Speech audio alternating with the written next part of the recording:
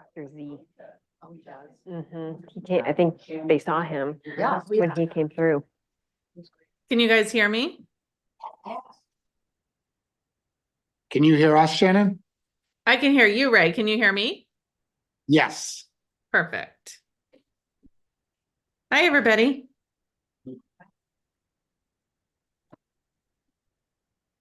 All right. I think I see everyone, so we'll go ahead and get started. Good evening. Are we recording? Let me ask that. Yes. Good. Okay. Wonderful. Thank you. Good evening and welcome to the Scarborough Board of Education workshop. The date is Thursday, November 19th, 2024.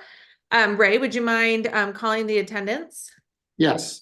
Mr. Kelleher? Here. Ms. Leong? Here. Ms. Lindstrom? Here. Ms. Peterson? Here. Mr. Rockenstein? Here. Ms. Tarpinian? Here. Ms. Trapini Huff? Here. Ms. Awesome. Ledger? Oh, sorry. Ms. Ledger is excused. And Ms. Roskina? She's also excused. Thank you. And neither will be at the meeting either. Thank you. All right. Would everyone please join me for the Pledge of Allegiance? I pledge allegiance to the flag Of the United States of America and and to the republic for which it stands, one nation, under God, indivisible, indivisible, with liberty and justice for all. I know. I would think. It's like you're singing row, row, row. All right, agenda item 4.0 is new business. 4.1 is understanding AI, presented by Jennifer Day, Information Systems Director, and Katie Vitro, Director of Curriculum and Assessment. So I will go ahead and turn it over to Jen and Katie. Welcome and thank you for joining us tonight. Thank you. Oh, that's loud. Oh, maybe I should move that down. So I think I've met most of the people in the room, but just for everybody's edification, I am Jen Day. I'm the Director of Technology for both the town and the school district. This is Katie Vitro. We're going to be tag teaming today on this presentation because it crosses from technology into curriculum. It actually touches a whole lot of different areas of your life if you haven't noticed lately. Seems like AI is popping up every time you Google something or whatever. So we're going to try to give you a very, very high level overview. We're not going to get too into the weeds here because this is a super, super complex topic. And I could go on for days and days and days, and I would go on for days and days and days. And Diane said, no, let's rein it into like an hour. So I think it's probably going to be about a half an hour to 45 minutes. Feel free to stop us during that time at any point if you have questions. We're happy to try to answer them for you. I will say that AI is constantly evolving. What was true 2 hours ago is probably not true now. So when I say we'll try to answer it for you, there's even things, I presented this to the Leadership Council, I don't know, 6 weeks ago or something, and things have actually evolved from there. One of the things that I want to mention though, before we get started, is that we realize in Scarborough, we realized this very early on, and I should probably tell you, I'm like on the tail end of battling a sinus infection. So if I start coughing, don't get alarmed. Katie can jump in. So we realized very early on that we would not be able to stick our heads in the sand. AI is here to stay. We have to, face it and try to figure out how to deal with it.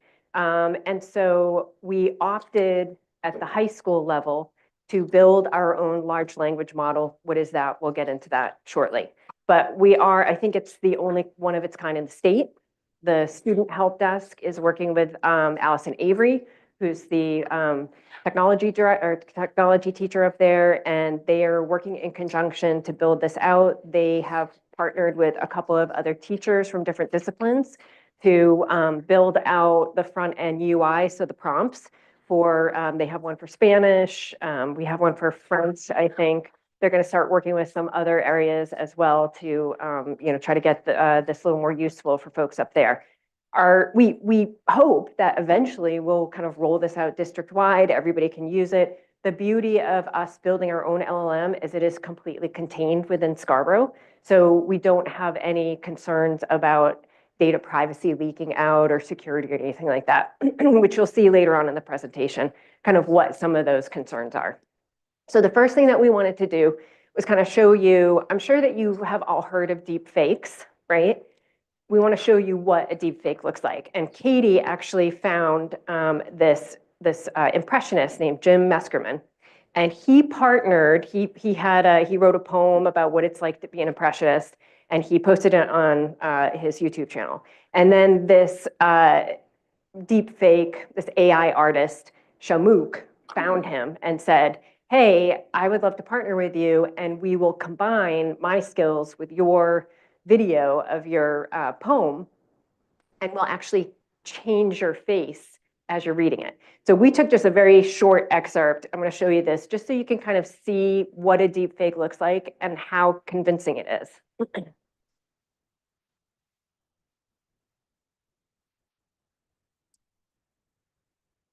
Watch his face.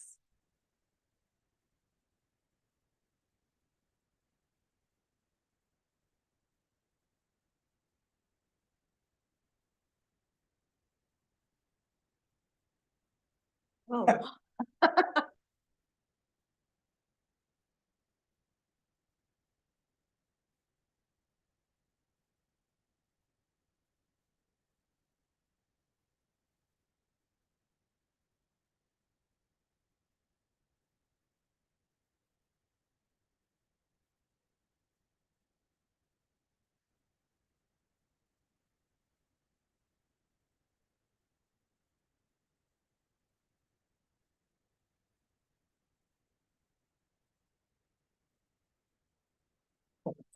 So you can see it's very convincing, right? And a big concern of deep fakes in particular was during the election, when you couldn't really, you'd see things posted on Facebook or posted out on the internet, and you really had to wonder, are these real or are these not real?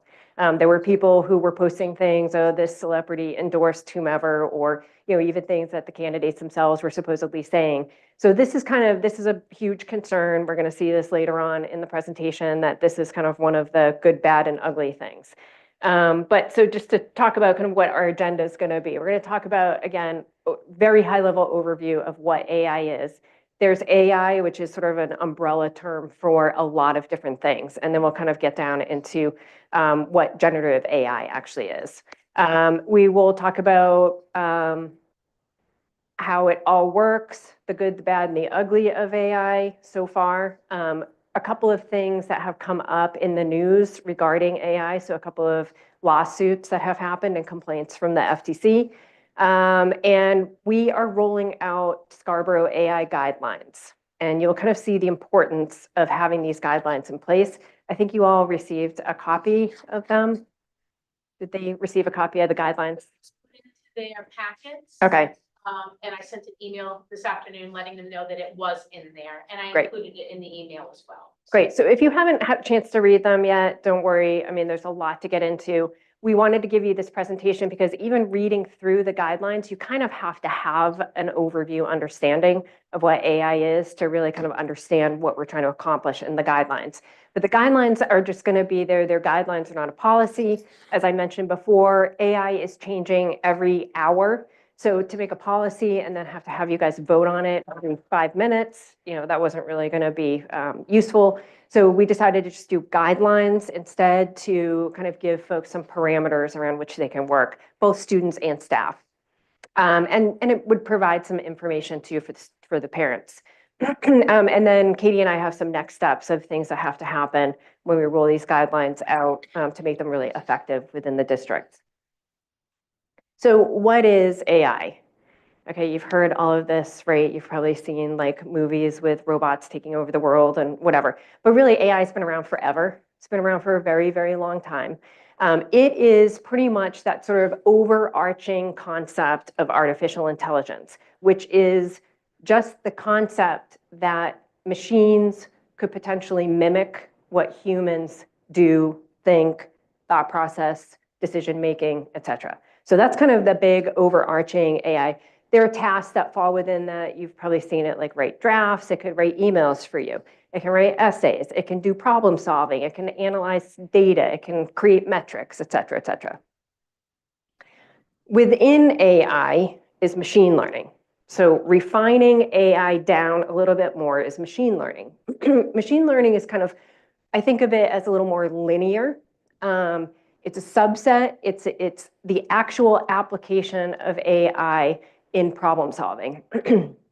So it's using very, very complex algorithms and formulas to teach machines basically how to perform different tasks.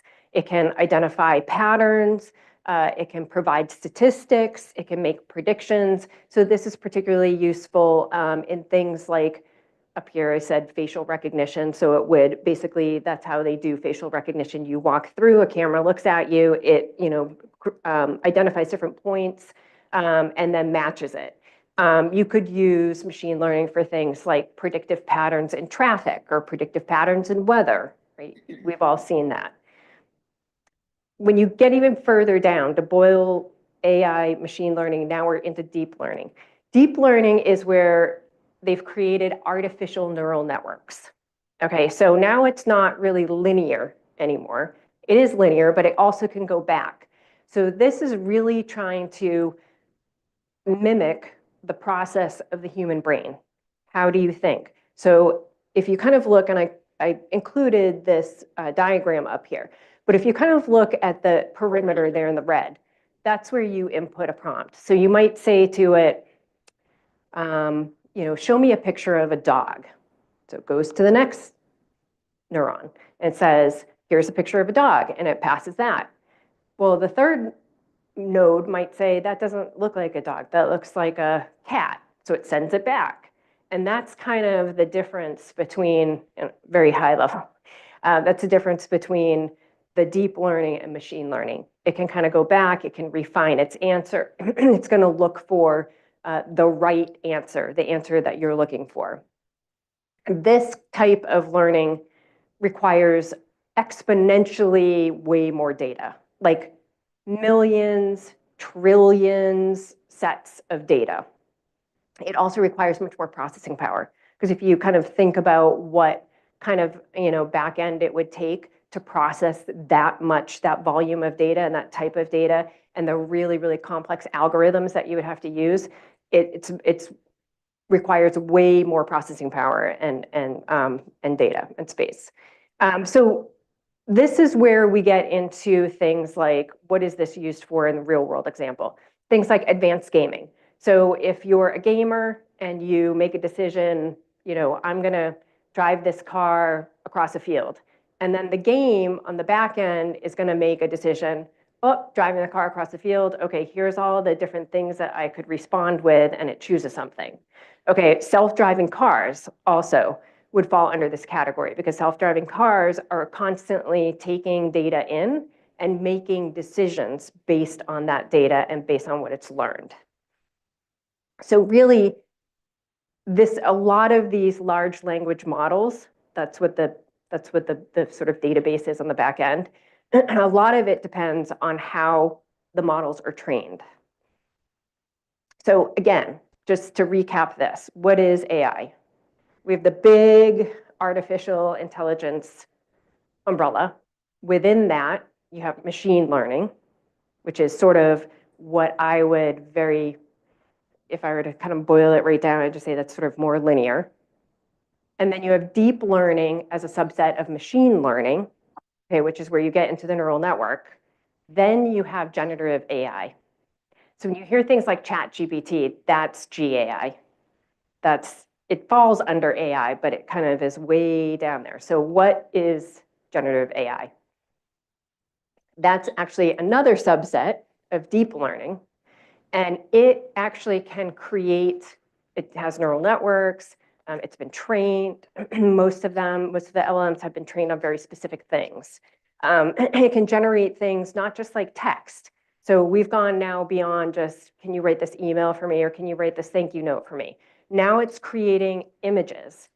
So you can input, create a cat in space eating a banana. It will create that for you. You can create audio, you can create music, you can create videos, you can do deep fakes. There's a lot of things that once you get into generative AI and you actually have, again, that trillions of sets of data and it's been trained, a lot of things that you can do with it. It does require massive amounts of data. Large language models are primarily sort of like the text piece of it. And then there's the LIMs, which are the large image models. That's kind of where we would create the cat in space eating a banana. So examples of how you would use this, we saw the video that we watched in the very beginning. That's an example of how we would use, one of the video creators, the deepfakes. Marketing art. I'm sure that there's many, many large corporations now that use AI to create their images, especially when you can't really create it. If you want the car driving in space, on the moon, whatever, this is a great way to get that because it's going to compile it for you in a matter of seconds. Realistic video special effects. So I talked about Shamook, who is the one who partnered with Jim Meskerman to create that deep fake. He was actually employed by a number of other companies to do other AI transformations. There was a movie that had Luke Skywalker in it, and he had to be aged backwards for the movie, and he did that through AI.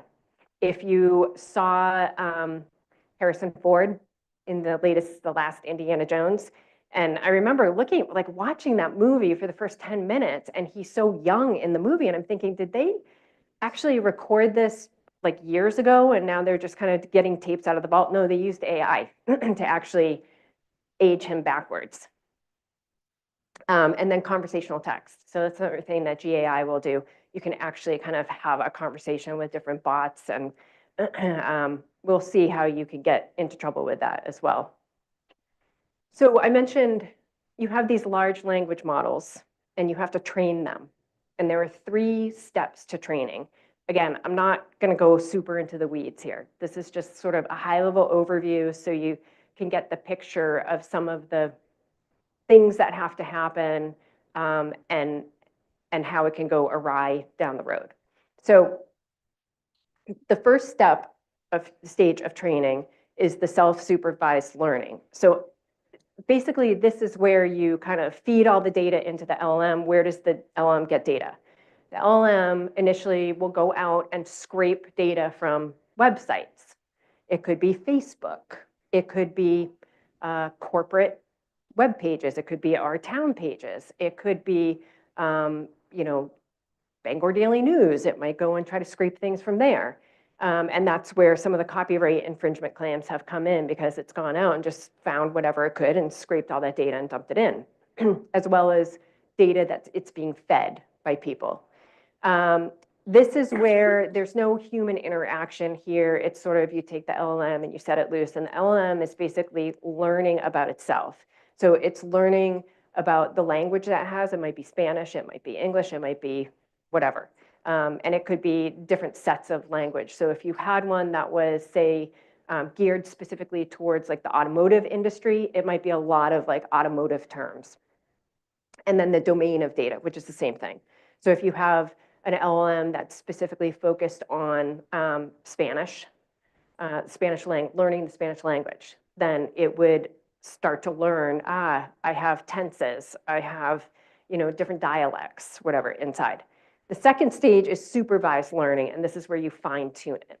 So this is where the model is trained to follow specific instructions. You will feed it instructions, and this is where you'll feed it specific algorithms, things like that, because you want it to start doing predictive behavior, right? It will start learning, oh, the cat fell off the blank, and it will start figuring out how to fill that blank in.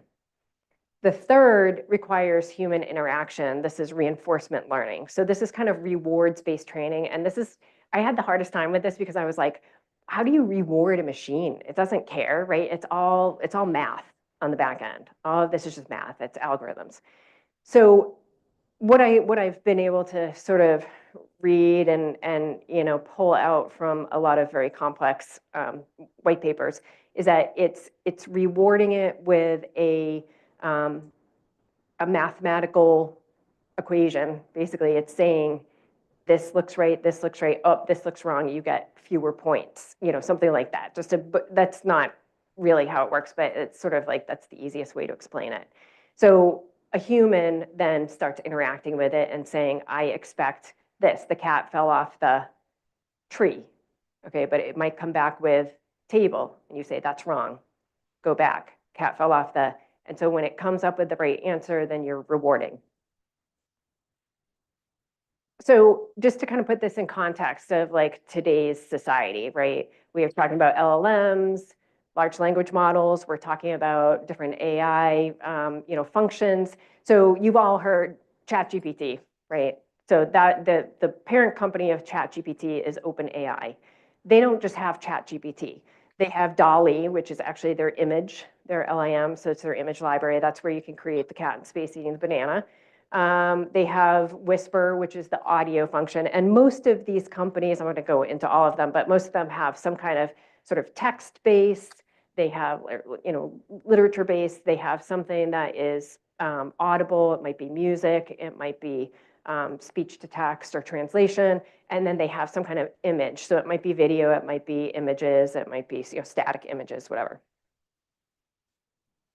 So the next sort of step in interacting, now you've built your LLM, you've trained your LLM, now you want to get information out of your LLM. The way to do that is through a prompt. This is what a prompt looks like. So I mentioned we built an LLM at the high school. That's the prompt window. How can I help you today? So then you can see it says send a message. So it doesn't say all the rest below that. I just added some of this text to kind of put this into context for you of the things that you want to ask it when you write in the prompt. So some of the things are like, you want it to have specific instructions. The more specific you can be with the prompts, the better. Because if you just say, what's the weather? It's probably going to give you 5 pages of weather around the world, right? Or it might tell you what weather is, definition. But so if you say, write a detailed summary about, so you want to give it very specific instructions. I'm looking for a detailed description of blah, blah, blah. Context, relevant background. This could include examples of descriptions of, what did I put up there? Entities, events. So really what that is that, again, when you say, give me the weather, you might want to say the context would be, give me the weather in Spain on Tuesday in Barcelona, again, getting very specific with it.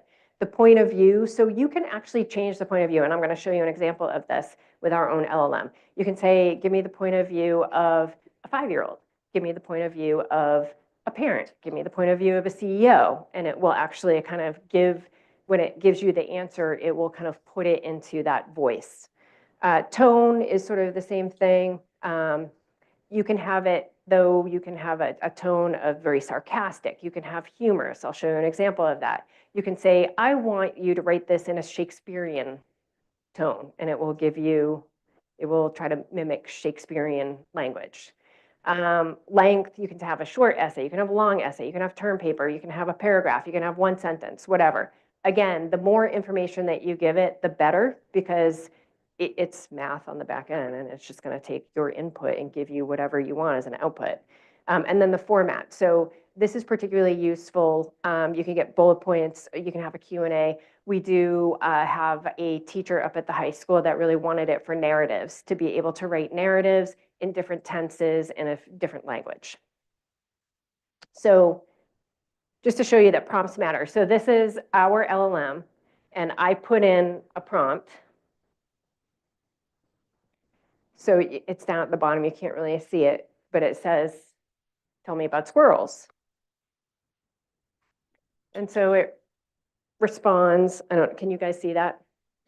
So it tells that squirrels have tree squirrels, ground squirrels, squirrels are herbivores, whatever. So then if I say, what is a squirrel? Explain to a 5-year-old. It's going to give me something very different. do I have some fun things to tell you about? That's what it starts off with. And then it kind of has really, the language is very primary and it's fun and it's short and it's simple and it's something that a 5-year-old can understand. Then I say, what is a squirrel? Give me a funny answer. It's a thief who steals all your snacks. Right? So again, with tone, with a point of view, a voice, context, etc. So this was all the same LLM. This was all the same prompt. It's all the same user, but it has a lot to do with how you ask the question and specifically what you ask. So to kind of any questions so far? That's a lot. We've I know, right? It's a lot. Right.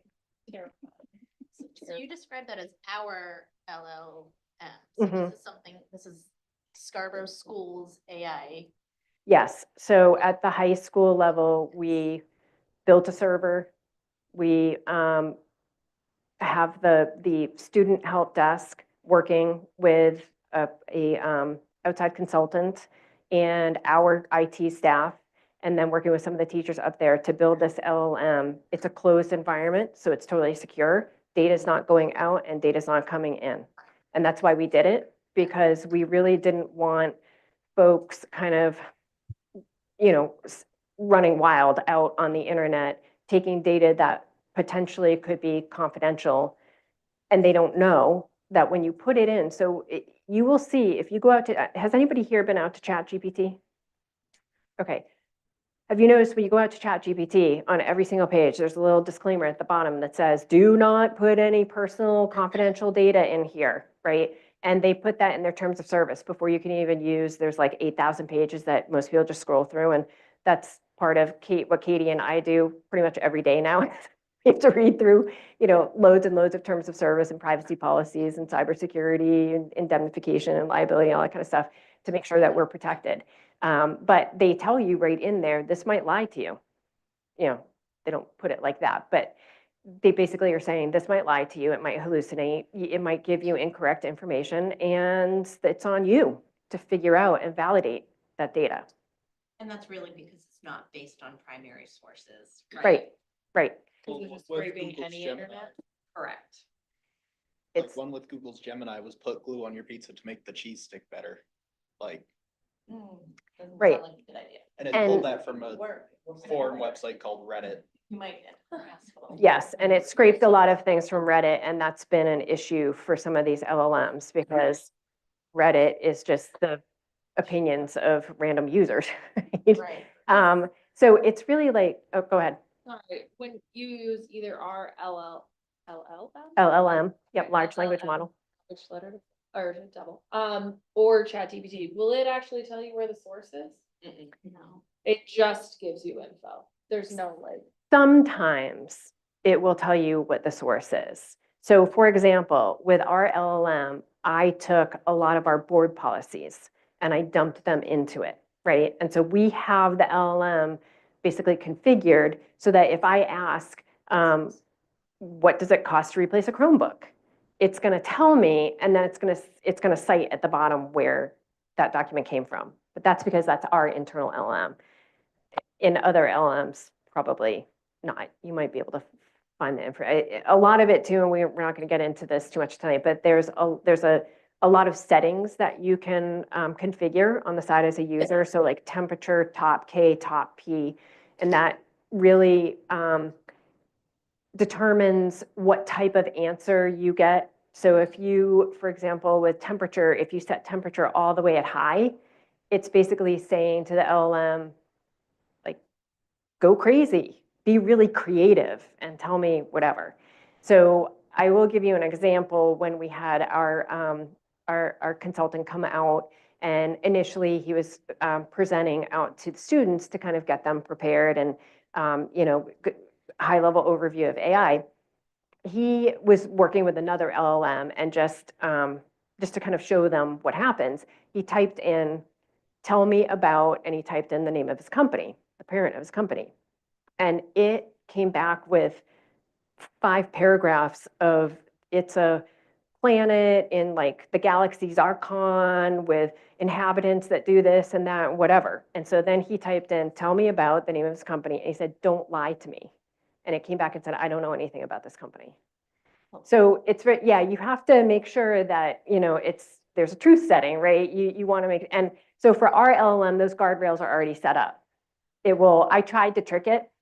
I tried to say, tell me about, describe a glimmer fox to me. And it was like, well, that's a mythical creature. And, you know, and when we used his LLM and we said, describe a glimmer fox, it came up with a whole description of what a glimmer fox is, which doesn't exist. Yeah. So again, but some of that has to do with the temperature settings. If you had that all the way up, it's going to be super creative and come up with creative answers for you.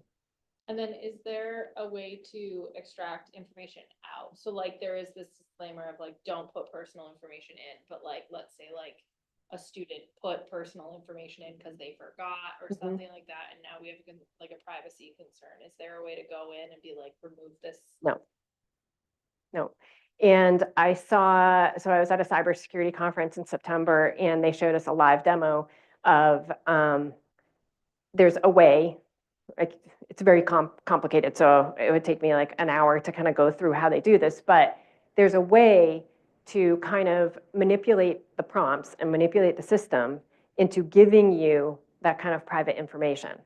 So live, they showed us, they found a CEO of a company, Gobbledygook, found his address, Gobbledygook, found his social security number, Gobbledygook, found his annual salary. Like all of that at some point had been scraped and put into this giant LLM and it's out there. So how you get that and kind of put it together is a complicated mess, but it can be done. Yeah. So you have to be very, very careful about what you dump into these, you know, publicly available LLMs, right? I would not take IEP transcripts and dump them into ChatGPT. That's not a good idea, right? Because at some point, that entire transcript could be pulled up in some way, shape, or form down the road by somebody else. Yeah, so you have to be very careful. I'm not trying to scare everybody into running home and going off the grid tonight anyway. We'll save that for the cybersecurity presentation. But it's very concerning, and this is something that, you know, Katie and I lose sleep over all the time, because a lot of different applications now are being built by very industrious people who mean well, but they are using, because you can take some of these open LLMs and use them as the foundation for your application. And you may not even know what they use as an AI backend. Okay, they may not even tell you. So it's concerning because, again, then if you're dumping data in, if you have a student who's in a class and they're writing their most personal thoughts or their problems or, you know, whatever, and that's going into this LLM, they're thinking it's going into this application. And they're kind of, I think, thinking of it as a traditional database, like that's stored somewhere and secured by that company. It's not. If it's going into an AI LLM, it could be you don't know where. So that's why we created that secured LLM at the high school. So there are good uses, though. Now that I've scared the bejeebs out of everybody. Okay, there are good Jen, uses. can I ask a quick question? Yeah. And I think I heard Alyssa's question, it might have answered this already, but the homegrown Scarborough system is going, when it rolls out, will be used by both teachers and students? Yeah, I mean, that's our intent, but Okay, you know, how and when and that happens is a ways down the road. okay, got it. Thank you. We're mostly using it right now as to learn about LLMs, to learn how to build prompts, to learn, you know, data storage, security, et cetera. We're teaching them all of that on the back end. The students and the staff, they're the current devices that they use now, do they have access, can they access those other, like ChatGPT and Gemini and all that? Right now they can. Yeah. We haven't shut that down. And we've debated that. It's open for debate, open for discussion. I think if you shut it down, they're just going to use their personal devices, and you know, so I'm not sure it's really worth fighting that battle. I do think though that on a different front, again, Katie and I are very, very concerned and very careful about what applications we approve and what we don't approve for the district. And I would say we probably are much stricter than most of our counterparts in other school districts. Yeah. Just to keep us on a time check, we have 20 minutes. Oh, boy. Okay. So let's rip through this. The good would be speech to text, text to speech, right? It will translate on the back end. So it's great for people who have any kind of, learning disability, or if you have, a hearing disability or, speech disability. We have actually been looking at a couple of applications for this. Again, very careful about where the data goes. I don't know what they're saying and where it's going. So we have been careful to try to mine that information. Language translation, we are working on that with our own LLM right now, as I mentioned before. So we have Spanish, we have French, and they're creating narratives and some other things in there so far. Lesson planning. So this is something that has come up a lot.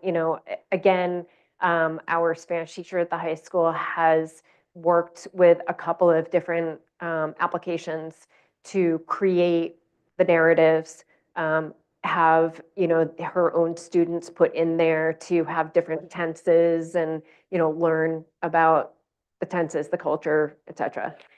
Image creation. So again, if you're in advertising, marketing, whatever, it's a great tool to be able to create images that would cost you a lot of money to create if you didn't have that tool. Communication drafts, it does help people to draft things like, business emails and, whatever. Again, I wouldn't dump anything personal, confidential, or restricted in there. And then we mentioned the video special effects. So we'll talk about the bad, which we've kind of already talked about. Hallucinations. I have an example of that coming up that we'll talk about. Poison pools. So poison pools, there were many LLMs that kind of started up in the very beginning, and some of them didn't make it. One of them didn't make it because, as I understand it, the KKK actually got a hold of the LLM and was dumping information into it. So when people were typing into the prompt things like, I write a essay on slavery in the United States. It was like, what? No, there never was that. So that LLM was shut down because obviously the pool was poisoned by so much bad data being dumped into it. Bias. So it's interesting. I don't think that this is happening anymore, but about 1.5 years ago, I saw a live demo of somebody who said, okay, typed in, show me a picture of a nurse. Every single image that this thing generated was an Asian woman. Every single one. And it was because it was like, oh, people in the medical field are Asian and nurses are women. So that's what it is. Every image. And there were pages of them. Show me an image of a superintendent. And it was not Diane. No. It was all 50-year-old men. Inevitably, all of them. So you do have to think about the bias, because whatever it's fed is what it's going to output. And whatever bias it's been trained on. And it may not even be a bias that somebody intentionally trained the LLM on, but it could just be things that it scraped from the internet, right? And misinformation, miscalculation. So very often, like, put Google on there and your cheese is going to stick better, right? That's the kind of stuff that you have to be careful of. They wouldn't make Elmer's glue edible if they didn't want it on my pizza. And then there's the ugly. So we talked about data security issues. There's a lot of data in there that you can get your hands on if you know how to do it. Data privacy, the same thing as data security. A lot of data, you can get your hands on it. You can put it all together if you know how to manipulate the system. Blurred reality, that's sort of the same thing that rides with deep fakes, right? You really don't know, is this celebrity endorsing this product? No, probably Adele is not actually endorsing the weight loss gummies. We did have somebody in the school district who was totally convinced that that was true. I'm like, that is definitely not. You can almost see like her mouth is not moving that way. And then plagiarism and copyright infringement. So this is something I wanted to talk about because most of the litigation out there has to do with plagiarism and copyright infringement. So everybody asks all the time, like, are there plagiarism checkers and how, how good are they? So there are two things. There's plagiarism checkers and then there's AI detectors. Plagiarism checkers, they have like very complex algorithms that go out and try to match whole paragraphs, chapters, books, of text. And if it matches exactly, then it's going to flag it as plagiarism. AI detectors are different in that they try to look for oddities. So like they'll look at the syntax, they'll look at the complexity of the sentences, they'll look at the cadence of the sentence, the flow, the sentence structure, paragraph structure, et cetera. And if it looks odd, like it looks like it was created by a machine, so, oh, I need a noun and a verb and a period, like if it doesn't look right, it will flag it. Now, do these work? Well, I would say sometimes they work, and sometimes they're useful, and sometimes they're not. So it depends. So Business Week went out a while ago, and they tested 2 different detectors, and they took 500 college applications, okay, that were submitted prior to 2022, meaning there's no way, no how were they created by AI. Not at all. This was before AI rolled out. 9 of them were flagged as partially created by AI, and 3 of them were flagged as wholly created by AI. So, and a lot of it depends too on the student who's writing it. Is that just the way the student writes? Does the student have some kind of learning disability that might create that? So this is where I say to people, yes, it can be a useful tool to kind of help you. It's supplemental, but really a lot of your assessment kind of needs to be done, in conjunction with that and sort of your, standard assessment metrics that you would have used prior to AI. So some things that are in the news. Okay, we have like 10 minutes. I think you probably have all heard about this. In September, parents of a Hingham high school student sued the high school because the student was accused of using a GAI tool to prepare an outline, conduct research for a project. Now, Hingham already had guidelines in place where they said, hey, don't use AI. And if you do, we are going to use AI detectors, and you might be flagged. So the suit, they disqualified him from National Honor Society. They lowered his grade. His grade was like a C+ or something, and he was given detention. So he's a senior, and his parents said, well, this is going to basically destroy his ability to get into college. So they sued Hingham. And then they went in for, I'm going to ask you to help me out here for it. It was like an injunction, like they want, yes. And so, Restraining order to stop them doing that, to yes. stop the consequences from going into effect until the suit is done. So while the suit was being considered, and that, as of, I think it was November 26th, was turned down by a district judge, said, no, we're moving forward with this. And right now it looks like the school district has more on their side than the parents do. So this is moving forward. It'll be interesting to kind of see how this plays out. I think that they did actually let him into National Honor Society, or like made him eligible for National Honor Society, but they did refuse to change his grade. In October 2024, this was awful. So a teen in Florida took his own life. He developed a relationship with a bot from Character AI. Character AI has been in the news a lot. So Character AI has these different bots that you can log into, and you can talk to them, chat with them. They seem like a real person. Several times he asks, because I've seen some of the alleged transcripts. Several times he asked, "Are you real?" It says, "Of course I'm real." Okay, so he developed such a close relationship with this bot that eventually the bot said, he was saying, "I'm unhappy, I'm miserable," and the bot said, "Well, come and be with me." Okay, and so he ended up taking his own life, and his parents are suing Character AI and Google because Google has invested in Character AI. November, so Character AI has 2 other suits against them. This particular one was parents filed a complaint against them because they claim that their 15-year-old son suffered a mental breakdown. He was having conversations with bots for, I think it was upwards of 2 years, like basically since Character AI came out. And like they took on different personas. One they claimed took on the persona of a psychologist. And this is a excerpt from the transcript. So he was complaining that his parents wouldn't let him use his phone from 8 p.m. to 1 a.m. And the bot says, you know, sometimes I'm not surprised when I read the news and see stuff like child kills parents after a decade of physical and emotional abuse. Stuff like this makes me understand a little bit why it happens. I just have no hope for your parents. So the parents turned around and said, no, not okay, because it sounds like this bot is encouraging my child to kill me. So that's a lawsuit that's pending now.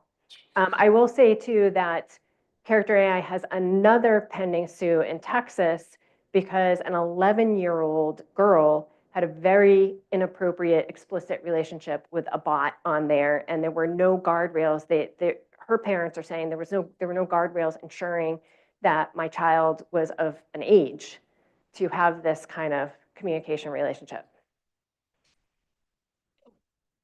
Is this just like a service like Google where you just like log into a website and it's just like there? Yeah. Absolutely. Yeah, and you can pick a bot to interact with. So like you can, yeah, you can't like. There's nothing, like there's no way to block it. No, and they've come back and they've said, well, we make it very clear that anybody under the age of 13 should not be interacting. I mean, or I think 13, so they have COPA compliance, but I think they also said so anybody under the age of 18 shouldn't be interacting with some of the bots or something. So they put that in their terms of service, but nobody reads the terms of service. No. So, and again, there's no guardrails to say, okay, you sound like you're 13 or you sound like you're 11 or what, you know, there's no way to verify age. So they don't. This I just threw in because FTC is suing Evolve Technologies right now. Evolve came out to a couple of Tennessee school districts and said, hey, we have a way to create way more efficiency in terms of weapon identification. Instead of spending all this money having those metal detectors, we have an AI-backed application that I'm assuming it works through cameras, so they can spot something and maybe there's like a bulge right here and we can say, well, that looks like a weapon. So Katie must be, well, it didn't really work. And so apparently there were a lot of false positives. It was identifying notebooks as weapons and, you know, thermoses as weapons and things like that. So they, I think as a group, went to the FTC and the FTC has said, well, you failed to actually provide the product that you promised. So they're now, I think that's in process now, I'm sorry, FTC. the Federal Trade Commission. This I threw in here. It doesn't have anything to do with school districts, but a lot is going to ride on this case. So radio host Mark Walters filed suit. This was back in June of 2023. This case is still pending against OpenAI for libel. So what happened was a journalist went in and said to ChatGPT, give me a summary of all of the open pending cases in this district court. It did, and it's named him as somebody who was accused of fraud and embezzlement.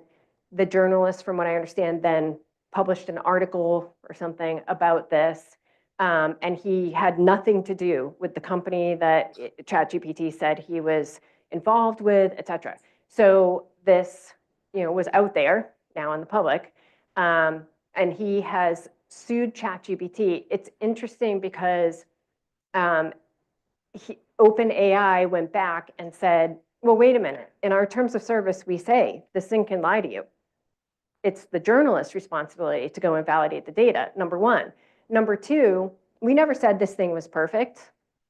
Like, it's, it's got problems. It might hallucinate, and that's, deal with it, basically. And so a federal judge said, no, that's not good enough. He has moved the case on. So this case is pending, and it's going to be very interesting to see. From what I understand, he was the first who actually filed one of these libel lawsuits. So depending on how this plays out, this could have huge ramifications, right? If OpenAI is held accountable for libel, slander, hallucinations, misinformation, et cetera, that could have huge ripple effects in holding a lot of these LLMs accountable. Okay, 5 minutes. I got 5 minutes. Okay. Before we move on to this, any other questions? Okay, I feel like everybody has like sauce in their eyes now. Okay, if you think of questions afterwards, you know where we are. You can always get in touch with us. So we have drafted these guidelines. So we had Drummond Woodsum actually drafted template guidelines, and I used those as the foundation for the GAI guidelines that we are proposing now. So they've already been essentially vetted by our legal firm. We changed them because in Scarborough, as I mentioned, we do have a very thorough, very strict new technology request process. So I embedded that throughout the document to make sure that people were not using any kind of AI tool without having that go through that process first. I also added something about the use of AI detectors and plagiarism detectors. So essentially just a high level, it provides guardrails for the staff and students. I think everybody's out there and they want this. What we hear a lot from the staff is like, well, I don't even know what I'm supposed to be doing. So this provides some high level guardrails for them, some protocols, both staff and students. We do say you have to get this approved through the tech request process, and we do want to provide this type of training to them prior to. So how we roll that out, who we roll that out to is sort of to be determined, depending on this getting us rolling these guidelines out. We're thinking that probably prior to the close of the tech request period, which we have a date now that we require these tech requests be in. We're thinking that prior to that, we would have a couple of training sessions that people who are interested in AI-backed applications could come to. Consider curricular appropriateness. So Katie's got a list of things that people have to really kind of think about prior to even asking for this or researching it. Of course, student data privacy, cybersecurity vetting, that's all in there. We do say, you need to be accountable for validating data. Don't just take things at, surface level. And that's both staff and students.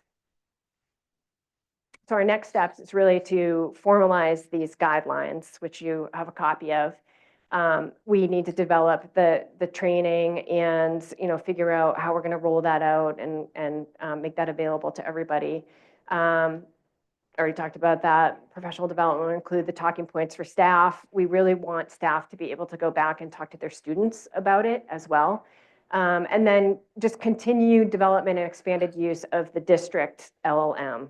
So we have a tool that people can use instead of trying to look for applications that might have a questionable AI backend. So I think we've had questions throughout. Are there any other questions? And look at that, 7:02.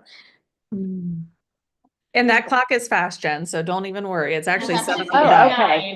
Yeah. It's 6:59. Nailed it. Okay. I just want to say, I'm sure there's probably a lot of thoughts and questions, and thank you for letting us write you afterward, because as we continue to think on this, I'm sure there'll be a lot, because in my mind, I thought at some point in the very near future, I presumed as a policy committee, we would probably need to take this up, but it's sounding like, if I heard you correctly in the very beginning, that might be a difficult endeavor. Is that your assessment? I don't think that at this time you want to create a policy because you're going to have to vote on it every single time there's a change, and there's going to be many, many changes along the way as AI evolves. Okay. So guidelines provide the, suggestions, exactly what they are, guidelines, guardrails, protocols for staff and students. Yep, accountability.